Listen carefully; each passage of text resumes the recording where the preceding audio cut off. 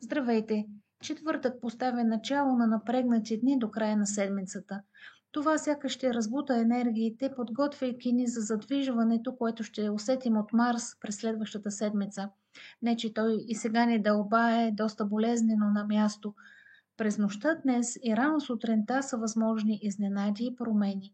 В обедните часове са възможни заблуди и неясноти, а луната ще бъде без курс от 12 часа на обяд до 15 часа. След това тя ще премине в Стрелец. И въпреки, че би трябвало да бъдем оптимистично настроени, напрегнатият и аспект със Слънцето може да донесе някакви вътрешни неудовлетворения и незадоволство от развитието и случващото се. Освен това, късно вечерта Меркурий в Риби ще донесе неприятности поради напрегнат аспект с Юпитер в Близнаци. Този аспект ще работи още от рано сутринта и ще се усеща и през следващите 2 дни.